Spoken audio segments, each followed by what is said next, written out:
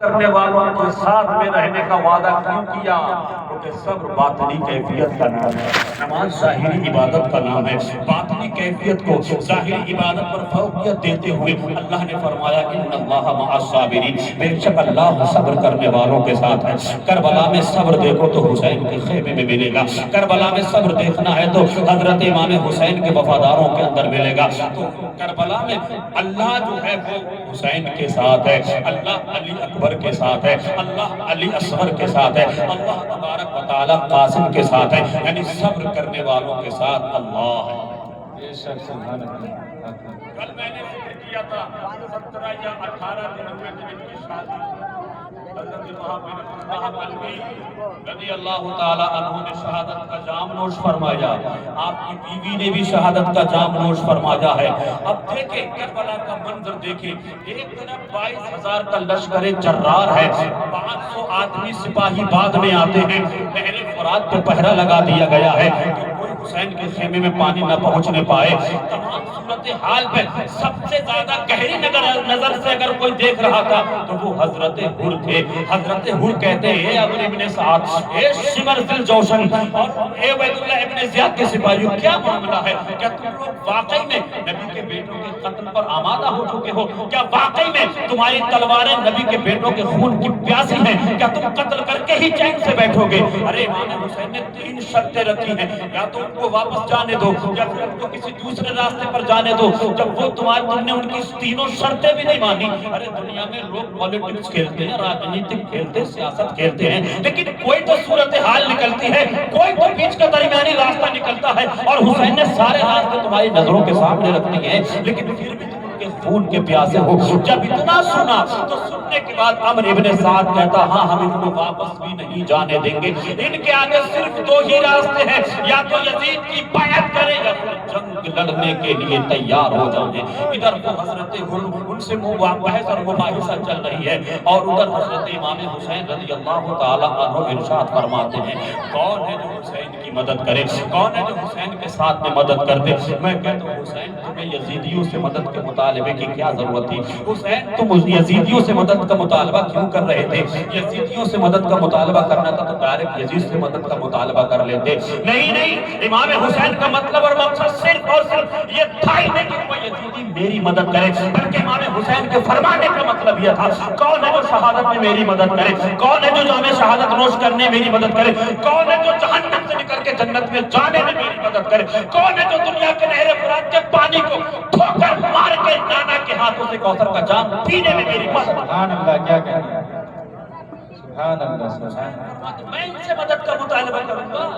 میرا مطلب یہ ہے امام حسین اپنی روحانی نظروں سے، ان نظروں سے جس کے بارے میں حضور فرماتے ہیں اتقوا بفراست المؤمن فانه ينظر بنور اللہ، مومن کی نگاہ باطنی سے ڈرو، اس لیے کہ مومن جب دیکھتا ہے اللہ کے نور سے دیکھتا ہے، اور حسین تو ایسے مومن ہیں، مومنوں کی جان ہے حسین، مومنوں کی شان ہے حسین، قرآن کی شان ہے حسین، حدیث کی شان ہے حسین، اسلام کی آن اور پان ہے حسین۔ وہ تو اپنی نورانی آنکھوں سے دیکھ رہے تھے ان لوگوں میں، ان بے ایمانوں میں، ان غداروں میں، ان مکاروں میں ان مکاروں میں ایک روح ہے جس کے اندر نیکی ہے، پارسائی ہے، جس کو حسین نورانی آنکھوں سے سمجھ رہے تھے، اور وہ روح کوئی اور نہیں تھی، وہ روح وہی تھی جس نے سب سے پہلے 1000 کے لشکر جرار کے ساتھ امام حسین کا گھیراؤ کیا تھا، امام حسین کا راستہ روکا تھا، امام حسین کو پابند کر دیا تھا، آگے نہیں جانا ہے، آگے جانے کی کوشش مت کیجئے گا۔ وہ کوئی اور نہیں تھا جس نے سب سے پہلے حسین کا لشکر روکا تھا،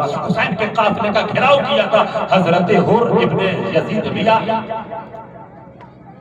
جب انہوں نے کربلا کی پولیٹکس میں گہرائی سے نظر ڈالی اور فکر کیا تو وہ اس نتیجے پر پہنچے یزید غلط ہے، عبید اللہ ابن زیاد غلطی پر ہے، عمرو ابن سعد غلطی پر ہے، شمر ذی الجوشن غلطی پر ہے، یزیدی مکار ہیں، یزیدی غدار ہیں، نبی کے بیٹوں کے ساتھ غداری کر رہے ہیں، نبی کے بیٹوں پر ظلم و ستم کے پہاڑ توڑ رہے ہیں، فوراً اپنے گھوڑے کی ایڑ لگاتے ہیں اور خیمہ یزید سے نکل کے حضرت حر امام حسین کی بارگاہ میں سبحان اللہ، سبحان اللہ۔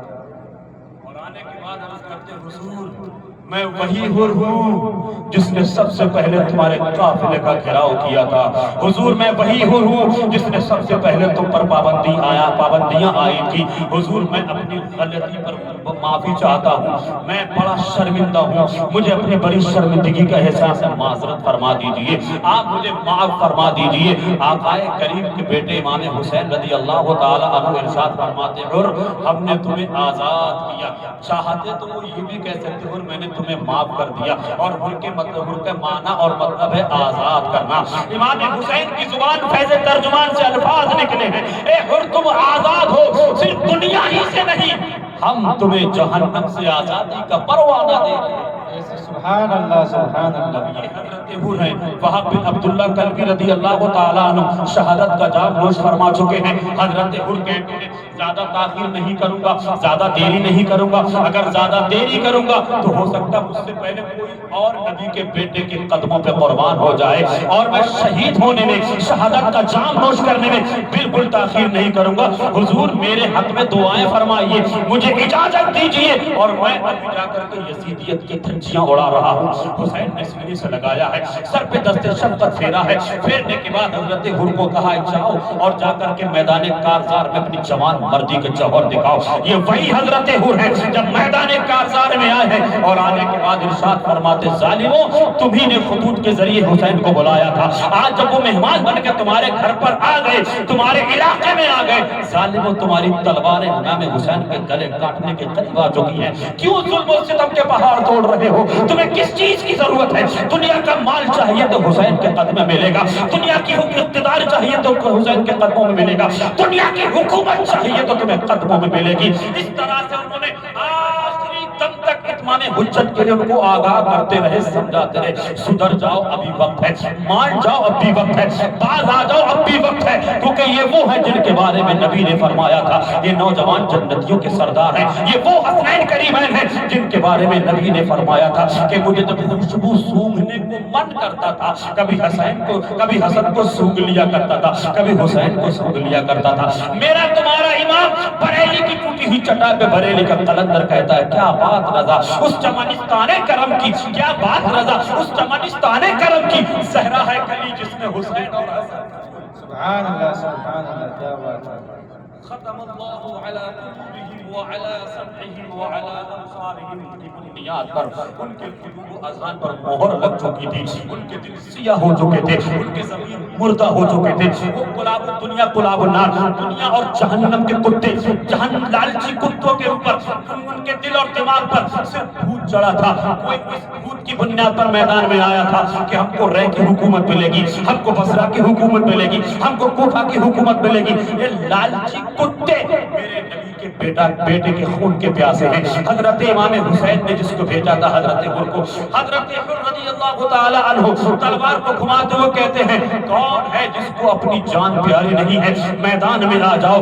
حضرت حر نے وہ جوان مردی میدان کارزار میں پیش کی ہے۔ روایت لکھنے والے لکھتے ہیں تقریباً 62 یا 65 بڑے نامور نامچین یزیدی غداروں کو، یزیدی بھیڑیوں کو، یزیدی کتیوں کو، یزیدی کتوں کو میرے نبی کے دیوانے حر نے ایسا مارا تھا جیسے کوئی آدمی اپنے گھر میں رکھے ہوئے کھیرے کو کاٹ دیا کرتا ہے، کاجل انمولی کی طرح 62 یا 65 کتوں کو آپ نے جہنم رسید فرما دیا ہے۔ عامر ابن سعد کہتا ہے اکیلے لڑو گے نا تو رات شام کا سورج بعد میں ڈوبے گا، یزیدیت کا خاتمہ پہلے ہو جائے گا، اس لیے اگر بچنا ہے تو چاروں طرف سے پڑھو، چاروں طرف سے تیر کی برسات شروع ہو جاتی ہے، نیزوں کی برسات شروع ہو جاتی ہے، تلواریں چلنا شروع ہو جاتی ہیں، لیکن یہ حضرت حر ہیں جو حضرت امام حسین کے قدم پر جا کر کے شہادت کا جام نوش فرما لیتے ہیں، اور انتقال پرملال سے پہلے عرض کرتے حسین یہ غلام آپ کے قدموں میں ہے، اسے قبول فرما لیجئے، میں سمجھتا ہوں کہ ان کی معراج کے وہ عرش بری تک پہنچے،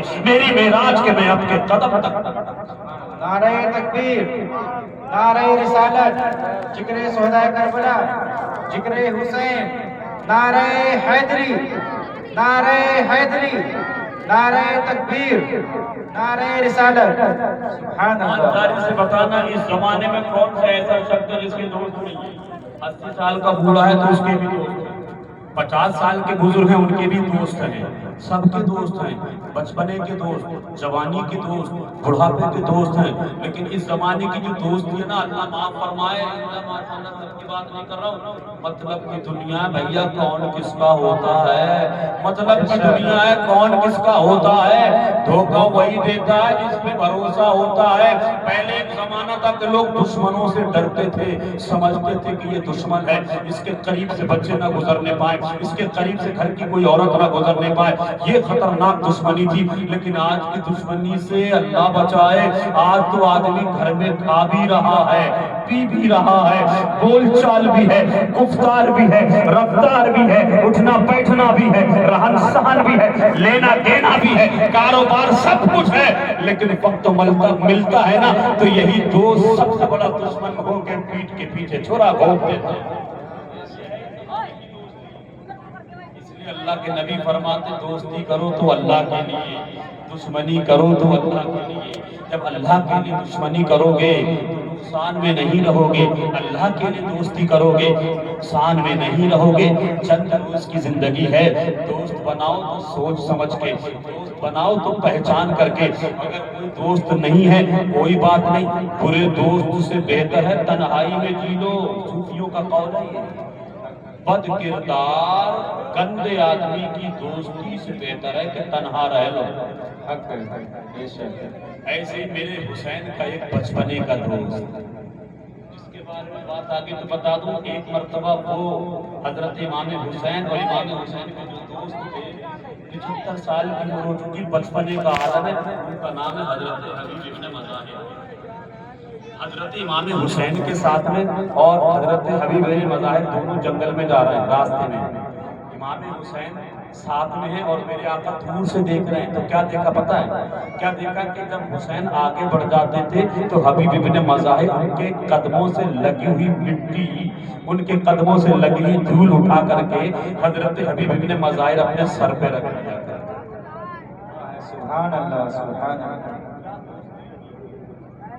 मेरे आका सैयद आलम सल्लल्लाहु अलैहि वसल्लम ने एक मर्तबा उनको पकड़ लिया और पकड़ने के बाद इरशाद फरमाते, क्या नाम है तुम्हारा?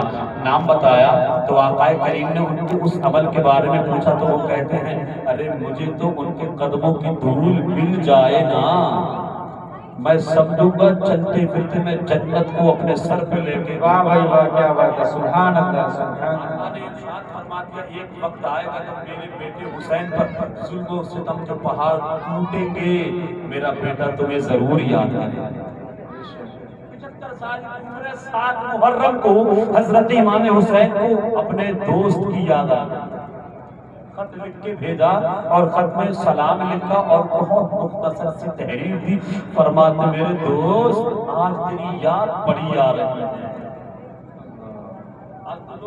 मुसीबत में दोस्त भी किनारा कर जाता है, बस खाने का नंबर है तो एक नहीं सैकड़ों दोस्त बन जाएंगे, खुशियों का मौका है तो नए नए दोस्त भी आ जाएंगे। लेकिन जब मुसीबत टूटती है, परेशानियां आती हैं, तो ये दोस्त कहाँ चले जाते हैं? बहुत कम लोग हैं आज भी ऐसे दोस्त जो बेचारे मुसीबत में काम आते हों। इमाम हुसैन का खत पहुंचा है और खत में लिखा है, हबीब इब्न मज़ाहिर, दोस्ती का भरम रख लो, दोस्ती का ख्याल रख लो, असरे आशूरा से पहले मुझसे मिल लो, वरना असरे क़यामत में मुलाकात हो। अरे हुसैन का जब खत हजरत हबीब इब्न मज़ाहिर के पास पहुंचा, काम देखा ना धाम देखा, न बीवी को देखा न बच्चे को देखा, न घर को देखा न परिवार को देखा, न खानदान को देखा न मकान के तमाम आला आइश को देखा, बस देखा तो ये देखा हुसैन ने मुझे याद किया है, नबी के बेटे ने मुझे याद किया है। फौरन अपना काम छोड़ के करबलाए मुअल्ला की सरजमीन पर पहुंच गए। रात में आप घोड़ा सवार करते थे और दिन में सफर किया करते थे। 8 मुहर्रम की सुबह में आप पहुंच जाते हैं और पहुंच जाने के बाद हुसैन के कदमों में गिर जाते हैं। हुसैन ने अपने सीने से लगा लिया है और लगाने के बाद इरशाद फरमाते हैं, हबीब मुझसे तुझसे यही उम्मीद थी कि जब मैं तुझे मुसीबत में बुलाऊंगा तू जरूर आएगा। सारे लोग मेरे ساتھ میں ہیں، لیکن ایک تیری کمی محسوس ہو رہی تھی۔ حضرت حبیب ابن مظاہر کہتے ہیں آپ کا حکم سر آنکھوں ہے، حکم فرمائیے حبیب مظاہر کٹنے کے لیے تیار ہے، آپ اشارہ کیجئے جسم کے ٹکڑے اپنے کروانے کے لیے تیار ہے۔ حبیب ابن مظاہر کو مجمع سرا میں کھڑا کر دیا۔ ایک دوسرے عاشق اہل بیت جن کا نام مسلم ابن اوسدہ ہے، ان کو میمنہ میں کھڑا کر دیا ہے۔ عباس علم بردار کو جا کر کے قلب میں کھڑا کر دیا ہے۔ 7 محرم کے بعد ظلم و ستم کا پہاڑ توڑا جا رہا ہے۔ پہاڑ توڑنے کے بعد آپ کے ایک اور عاشق اہل بیت عاشق حسین جن کا نام حضرت مسلم ابن اوسدہ ہے۔ میں یہ جو آپ تاریخ کربلا سن رہے ہیں نا، تاریخ کربلا میں یہ بات بھی بالکل سچ ہے کہ جب تک میرے حسین کے یار دوست عزیز اقربا سارے شہید ہو گئے تھے، تب نبی کے گھر والوں کی شہادت کا سلسلہ شروع ہوتا ہے، تب علی کے بیٹوں کی شہادت کا سلسلہ شروع ہوتا ہے، تب اولاد عقیل کی شہادت کا سلسلہ شروع ہوتا ہے، کیونکہ وہ جتنے وفادار تھے، جتنے محب اہل بیت تھے، وہ سب کا ایک ہی اعلان تھا، جب تک ہم موجود ہیں علی اکبر میدان میں نہیں آئیں گے، قاسم میدان میں نہیں آئیں گے، عباس علم بردار میدان میں نہیں آئیں گے، اور کوئی بھی نبی کا بیٹا میدان میں نہیں آئے گا جب تک ہماری جسموں کے ٹکڑے ٹکڑے نہ ہو جائیں گے، کیونکہ جینے مرنے سے پہلے ہم اپنے ماتھے کی نگاہوں سے علی کے بیٹے کو قتل کرتا ہوا نہیں دیکھ پائیں گے، ان کے گلے پہ چھریاں چلیں گی، ہم سے برداشت نہیں۔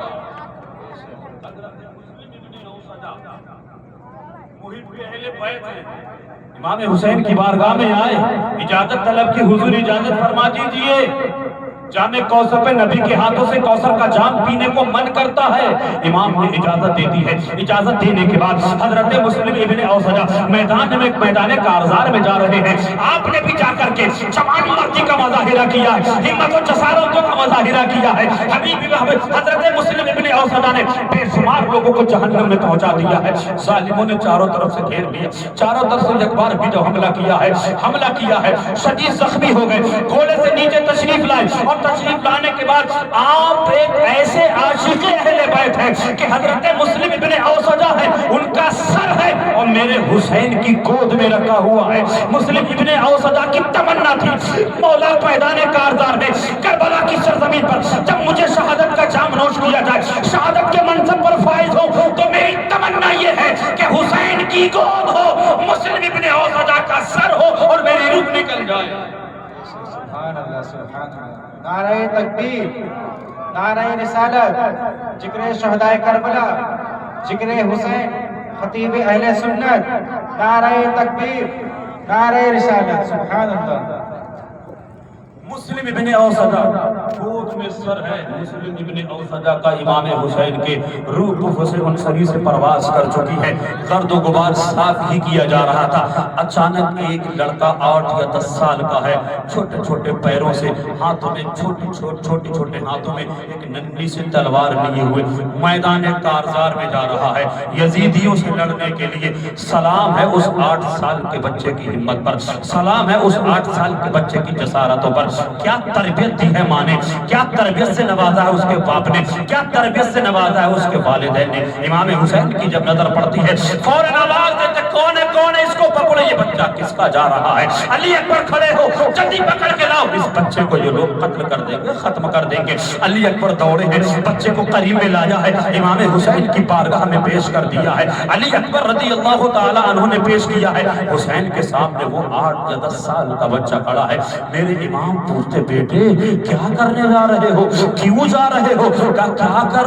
کیا کروں، مجھ سے دیکھا نہیں جا رہا ہے، کربلا کے اس مارکے میں یہ جو ظلم و ستم کا پہاڑ توڑا جا رہا ہے، اب جینے کی تمنا نہیں ہے، اب مرنے کی تمنا ہے، شہادت کے منصب پر فائز ہونے کی تمنا ہے۔ حضور اجازت فرما دیجیے گا؟ نہیں، ابھی تم بچے ہو، ابھی تم چھوٹے ہو۔ کہا میں چھوٹا ہوں، بے شک اس میں کوئی شک و شبہ نہیں ہے، میں چھوٹا ہوں لیکن میری ہمتیں بہت بڑی ہیں، میرے حوصلے بڑے ہیں، میرا جذبہ بڑا مضبوط ہے، پہاڑ جیسی چٹان سے لڑنے کی طاقت و قوت رکھتا ہوں. میرے امام پیار سے سینے سے لگاتے ہیں. لگانے کے بعد کہتے بیٹے یہ بتا تم کس کے بیٹے ہو, تمہارے باپ کا کیا نام ہے, تمہاری تربیت سے کس نے نوازا ہے. جب بیٹے کی طرف مخاطب ہو کر کے حسین نے پوچھا بیٹا کیا نام ہے تمہارا, تمہارا باپ کون ہے. امام حسین کے سوال کو سننے کے بعد 8 یا 10 سال کا بچہ آنکھوں میں آنسو لا کے کہتا یا آقا کریم کے بیٹے حسین, میرے امام تم نے پوچھ لیا ہے, بتا دو نا میں کس کا بیٹا ہوں, میرا باپ کون ہے. تو سن لیجئے,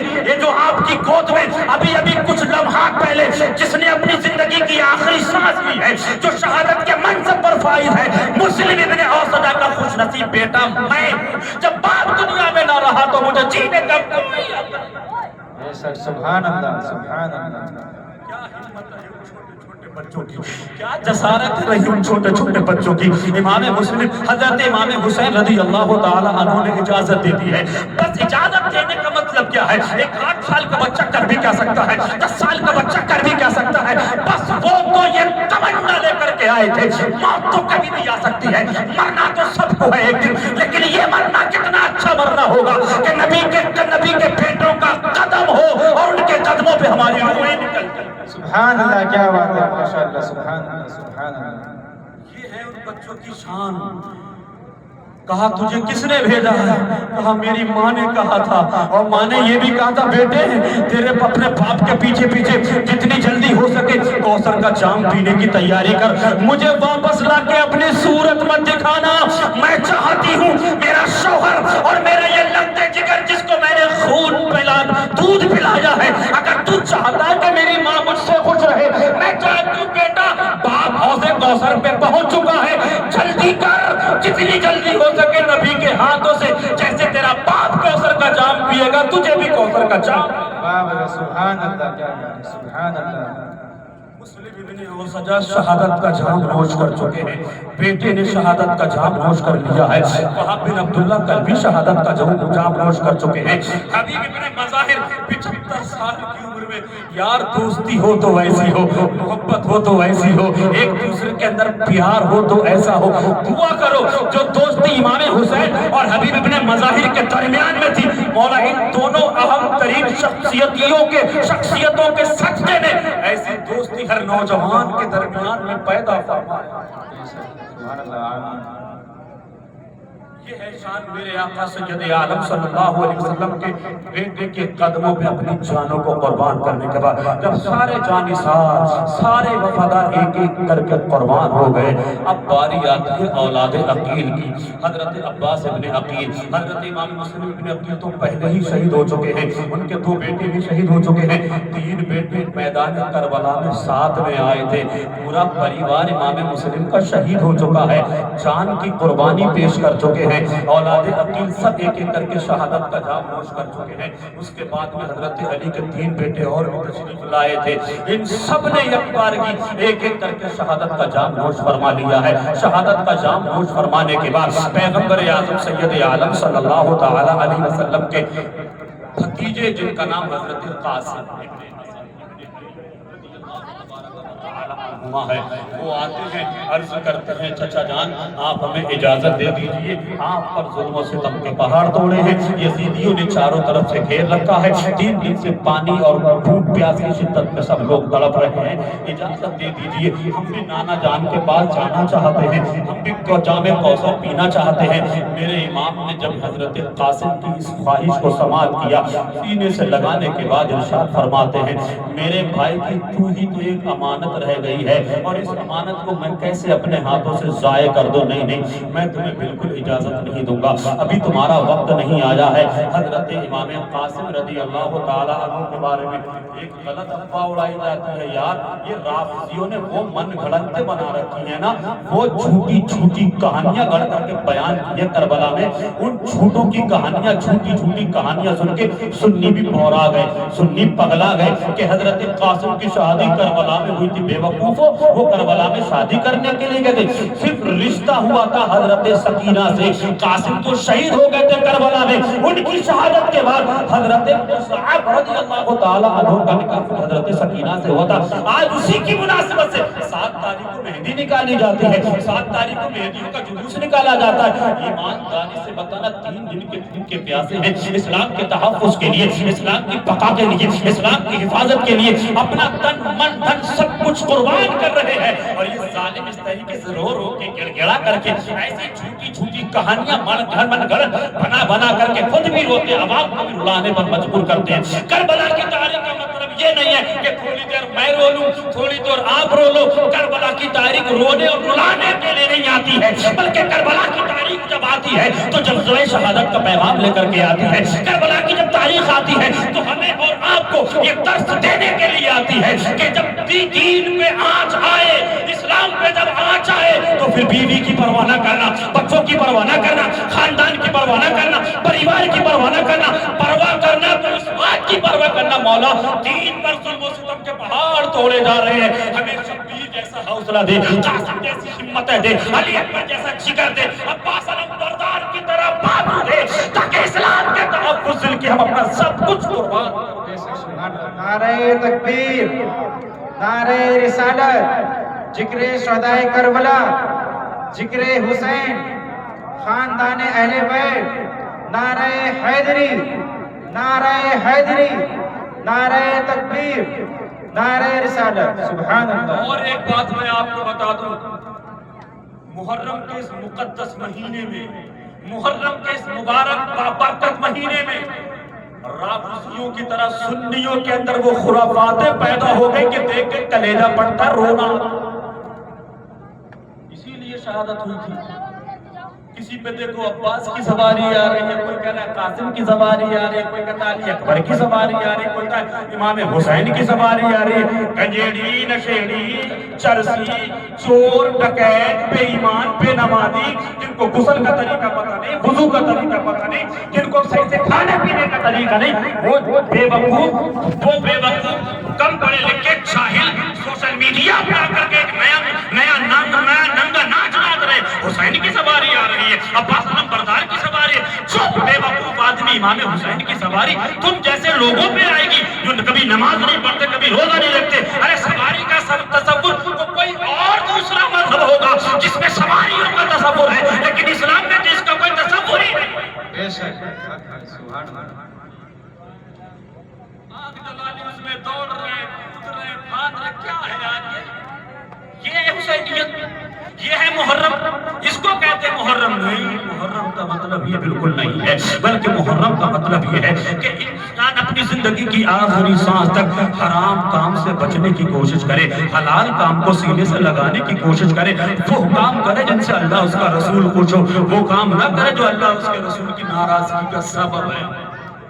सोशल मीडिया पे कैसा बेवकूफ अंधुआ बिल्कुल अंधभक्त मरा नमाज से मतलब शक्ल देखो तो लगता कि पता नहीं खंजेड़ी है कि नशेड़ी है, सूरत ही देखने के लायक नहीं है। वो कह रहा बात की सवारी आ रही है, जो बहुत सारे इलाकों में हो रहा है, खास करके हमारे इलाके में तो बड़ी तेजी के साथ दिनों में खुराफातें होना, ढोल धमाका। भाई मैं पूछता हूँ ढोल धमाका क्यों बजाते हैं? ढोल धमाके की क्या जरूरत है? यजीद से इमाम हुसैन ने जंग फतेह कर ली थी, इसलिए जश्न मनाना। आप प्यार से पूछो, ठीक है, करबला के मार्के से पहले भी तो बहुत सारी जंगें हुई हैं, जंगे बदर, जंगे उहद, जंगे तबूक, जंगे खंदक, जंगे खैबर। इन जंगों में अल्लाह ने मुसलमानों को इज्जत के साथ फतेहाबी नसीब फरमाई थी। अगर ढोल बजाना जायज होता तो फिर जंगे बदर में मुसलमानों ने फतेह हासिल की तो क्यों नहीं बजाया गया? बिल्कुल। अगर इन जाहिलों के लॉजिक को अगर समझा जाए तो ये सवाल प्यार से किया जा सकता है कि फिर उन्होंने क्यों नहीं बजाया, मतलब वो गलत है तुम सही हो। میرے حلق میں ڈالتے تھے، میں وہ چوس لیا کرتا تھا، پیاس کی شدت ختم ہو جاتی تھی۔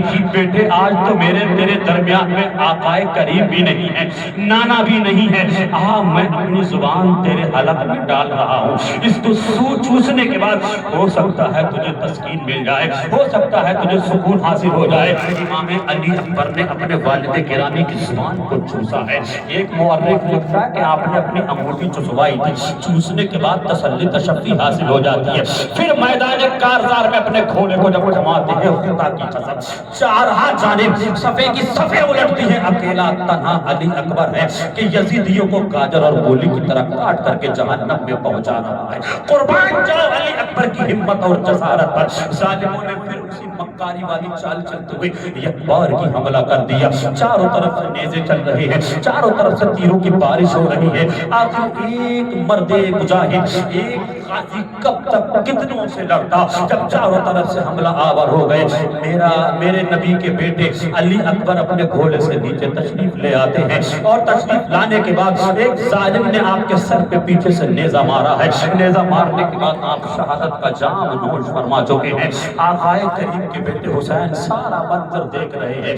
دیکھنے کے بعد یزیدی کہتے حسین ابھی تم نے اپنے بھتیجے کی لاش اٹھائی تھی، یہ تمہارا جوان علی اکبر 18 سال کا، اس کی بھی لاش اٹھا کے کیا منظر رہا ہوگا اس وقت۔ میں ہمت کو سلام پیش کرتا ہوں حسین کی، لاش اٹھانے والا تنہا ایک ہے جس کو دنیا حسین کہتی ہے۔ امام حسین ہے میدان کارزار میں، جوان علی اکبر کی لاش کو اٹھا کر کے اپنے خیمے میں لاتے ہیں۔ خیمے میں لانے کے بعد ارشاد فرماتے ہیں آقائے کریم سید عالم صلی اللہ علیہ وسلم کی بارگاہ میں، میرے آقا دیکھ رہے ہو نا، ایک ایک پھول تمہارے نام پہ قربان ہو رہا ہے۔ جوان علی اکبر شہید ہو چکے ہیں، قاسم کا شباب لٹ چکا ہے، اور امام حسین کے جانثار وفادار سارے ایک ایک کر کے شہادت کا جام نوش فرما چکے ہیں۔ اتنے میں حضرت سکینہ، حضرت زینب رضی اللہ تعالی عنہ کے پاس آتی عرض کرتی پھوپھی حلق سوکھ چکا ہے، پیاس کی شدت کی وجہ سے پانی کا انتظام کر دیا جائے۔ کہا جاؤ چچا کے پاس جاؤ، عباس علم بردار کے پاس۔ عباس علم بردار نے جب یہ دیکھا کہ بھتیجی کا حلق سوکھ چکا ہے، اب ان سے رہا نہیں جاتا ہے، امام حسین کی بارگاہ میں آتے ہیں۔ حضرت عباس علم بات عرض کرتے بھائی جان، اب خیمے میں چھوٹے چھوٹے بچے بھوک اور پیاس کی شدت سے تڑپ رہے ہیں، بڑے پریشان ہیں، آپ اجازت دیجیے کہ فرات سے پانی لے آؤں۔ حسین فرماتے نہیں بھائی جان، تم ہی ہو جو علم بردار ہو اس جنگ کے، تم ہی ہو اس جنگ سے بے سالار ہو، تم چلے گئے تو پھر اس علم کو کون اٹھائے گا، اس جنگ کی سے بے سالاری کون کرے گا۔ بھائی جان مجھ سے علی اصغر کا حلق نہیں دیکھا جا رہا ہے، سکینہ کی پیاس نہیں دیکھی جا رہی ہے، آپ اجازت تو دیجیے گا، کوشش تو کروں گا پانی لانے کی۔ حضرت امام حسین نے اجازت دے دی ہے، گھوڑے پہ بیٹھے ہیں، اور آپ نے مشکیزہ لگایا ہے، اور نہر فرات کی طرف آپ نے گھوڑا دوڑا دیا ہے۔ جیسے ہی حضرت عباس علم بردار اپنے گھوڑے پر سوار ہو کر کے نہر فرات کی طرف رواں دوا ہے، یزیدیوں نے دیکھ لیا۔ عمرو بن سعد چیخنے لگا، شمر ذی الجوشن چلانے لگا، ان کو گھیر لو، ان کو گھیر لو، پکڑ لو۔ اگر یہ نہر فرات تک پہنچ گئے اور نہر فرات سے ایک گھونٹ بھی پانی اگر خیمے میں پہنچ گیا تو خدا کی قسم دنیا تمہیں بزدل کہے گی، کیونکہ یہ بھوکے پیاسے ہو کر کے جب اس طرح سے ڈٹ کر کے مقابلہ کر رہے ہیں، اگر پانی ان کے حلق کے نیچے اتر گیا تو آج کے بعد یزیدیت کا نام و نشان مٹ جائے گا۔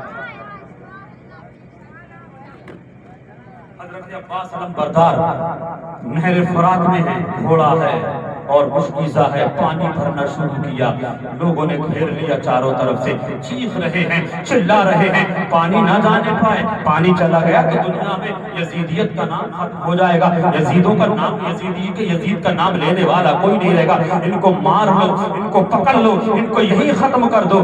حضرت عباس علم بردار نے مشکیزہ تو بھر لیا پانی کا، گھوڑے کو بھیڑ لگائی ہے، حسین کی طرف رواں دوا ہے، ظالموں نے تیر برسانا شروع کر دیے، ایک تیر ایسا آ کر کے لگا آپ کے بازو میں بے بس ہو گیا، کسی نے تلواروں سے حملہ کیا، آپ کا ایک بازو کٹ گیا، دوسرے بازو پر آپ نے مشکیزے کو ڈال دیا، ایک دوسرے ظالم نے جب مشکیزے پر حملہ کیا تو آپ کا وہ ہاتھ بھی کٹ کے الگ گر گیا۔ اب مشکیزہ آپ نے گرنے سے پہلے اپنے دانتوں میں لے لیا، گھوڑے کو ایڑ لگا دی ہے، اور لگانے کے بعد کوشش تو بہت کی تھی کہ میں خیمہ حسین تک پہنچاؤں. ایک ظالم دور سے بیٹھا ہوا تیر کا نشانہ ساند رہا تھا. اس نے جو نشانہ لگایا ہے سیدھا حضرت عباس علمبردار رضی اللہ تعالی عنہ کے مشکیزے میں لگا. سارا پانی گر گیا. عرض کرتے مولا اب ہمیں دنیا کا پانی نہیں, اب ہمیں نانا جان کے ہاتھوں سے کوثر کا جام پینا ہے. کوششیں بہت کی تھی, بہت زیادہ کوشش کی تھی کہ کسی طریقے سے سکینہ تک پانی پہنچ جائے, علی اصغر تک پانی پہنچ جائے. ظالموں نے ایک بار بھی حملہ کر دیا. حضرت عباس علمبردار کے بازو کٹ گئے, شہادت کا جام نوش فرما لیا ہے. سارا منظر تیلی پہ کھڑے ہو کر کے میرے امام دیکھ رہے ہیں, حضرت زینب رضی اللہ تعالی عنہ بھی دیکھ رہی ہیں. اور جب حضرت عباس علمبردار رضی اللہ تعالی عنہ شہید ہو کر کے جب زمین پر آئے ہیں, ادھر وہ زمین پہ گرے ہیں. حسین اپنی کمر پہ ہاتھ رکھ کے نیچے بیٹھ جاتے ہیں, عرض کرتے مولا ہائے میری آج کمر ٹوٹ گئی, میرا بھائی چلا گیا, جو میرا بھروسہ تھا, جو میرا اعتماد تھا, جو میرا اعتبار تھا, مولا ہمیں صبر کی توفیق سے مالا مال فرما. عباس علمبردار کے بازو کٹ گئے. عباس علمبردار نے شہادت کا جام نوش فرما لیا ہے. ایک ایک کر کے میرا امام لاشوں کو اکٹھا کر رہے ہیں, گرد و غبار سے صاف کر رہے ہیں, خون آلود خون سے صاف کر رہے ہیں. تھک گیا ہے میرا حسین کربلا کے میدان میں لاشیں اٹھاتے اٹھاتے.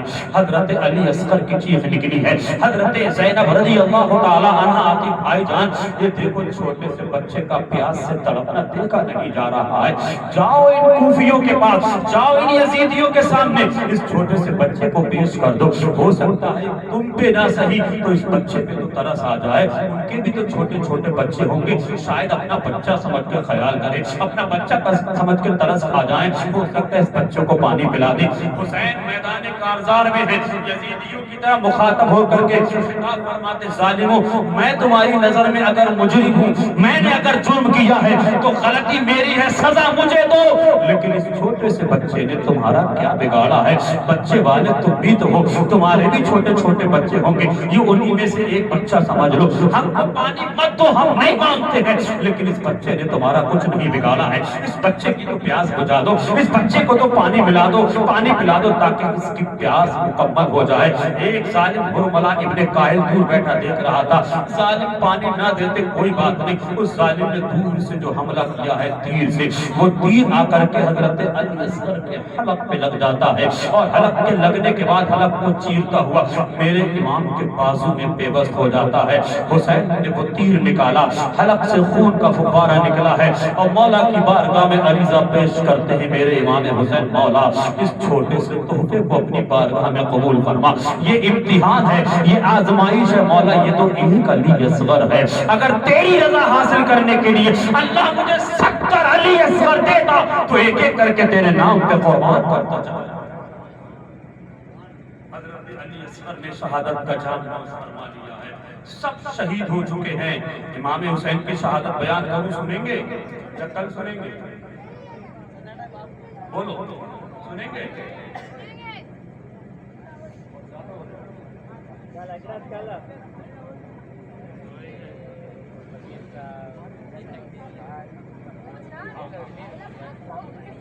سب ایک ایک کر کے شہادت کا جام نوش فرما چکے ہیں. اللہ کا کرم دیکھیں, اللہ کا احسان عظیم دیکھیں کہ ان شہیدوں کی شہادتوں کی مہربانیاں ہیں کہ ہمارا ایمان محفوظ ہے, ہمارا عقیدہ محفوظ ہے, ہمارے مدرسے محفوظ ہیں, ہماری مسجدیں محفوظ ہیں, ہمارے محراب و منبر محفوظ ہیں. نوجوانوں کربلا سے جو سبق ملے ہیں ان سبق کو فراموش نہ کرو. ماں بہن بیٹیوں ہاتھ جوڑ کے گزارش کر رہا ہوں, کربلا سے تمہیں بھی ایک پیغام دیا گیا ہے. نوجوانوں تمہیں بھی ایک پیغام ملا ہے. ماں بہنوں کے لیے کربلا سے زینب کا پردہ ملا ہے. پردہ مہربانی کرو, پردہ اپنے ہاتھوں سے مت چھوڑو, پردے میں رہ کر کے زندگی گزارنے کی کوشش کرو. زینب کا پردہ کربلا سے ملا ہے, اور نوجوانوں تمہیں کربلا سے حسین کا سجدہ ملا ہے. اس سجدے کی حفاظت کر لو, اس سجدے کو محفوظ کر لو. ماں بہن بیٹیوں اللہ تعالیٰ تمہاری عمروں میں برکتیں عطا فرمائے. زینب کا پردہ تمہیں ملا ہے نا، اس کی قیمت کرو، اس کی قدر کرو، اس کی اہمیت کو سمجھو۔ اگر بے پردگی میں رہو گی تو زینب کو منہ دکھانے کے لائق نہیں رہو گی۔ نوجوانوں، تمہیں حسین کا جو سجدہ ملا ہے، اگر اس کی اہمیت نہیں سمجھی، اس کی قدر نہیں کی، اس کی قیمت نہیں کی، تو میدان قیامت میں حسین کو منہ دکھانے کے لائق نہیں رہو گے۔ نوجوانوں، حسین کا سجدہ اپنے ہاتھوں میں مضبوطی کے ساتھ پکڑ کے رہو۔ اسلامی رشتے کی بہن بیٹیوں، زینب کا پردہ اپنے ہاتھوں مضبوطی کے ساتھ رکھو۔ اس لیے دنیا میں 3 چیزیں ایسی ہیں جن کی کوئی قیمت نہیں ہے، جو بہت زیادہ انمول ہیں، اور وہ تینوں چیزوں پردے میں رہنے کی ہے۔ بات آخری ہے، بات کہہ کے ختم کر رہا ہوں۔ ایک ہے قرآن مجید، اس کو پردے میں رکھا جاتا ہے۔ ایک ہے کعبہ، جو غلاف کے اندر رکھا جاتا ہے۔ دنیا میں گھر تو بہت سارے ہیں، لیکن کعبے کی طرح کوئی گھر ہو تو لا کے بتاؤ۔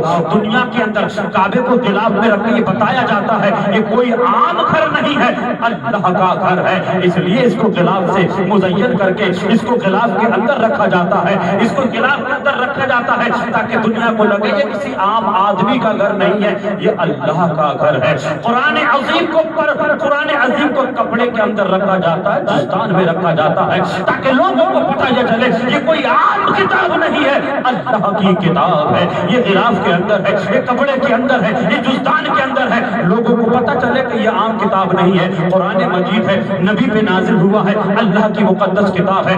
کعبے پر غلاف لگا ہوا ہے، یہ کوئی عام گھر نہیں ہے، اللہ کا گھر ہے۔ اللہ کرے میرا اس آخری جملہ آپ سب سمجھ لو اور اس پر عمل کرنے کی توفیق عمل کرنے کی کوشش کرو۔ ماؤں بہن بیٹیوں کو اللہ نے اور اللہ کے رسول نے پردے میں رکھنے کا حکم اس لیے دیا ہے، جب تم پردے میں رہتی ہو نا، دنیا دیکھ کر یہ کہنے پر مجبور ہو جاتی ہے یہ کوئی عام عورت نہیں ہے، یہ فاطمہ کی کنیز ہے، مصطفیٰ کی امتی ہے۔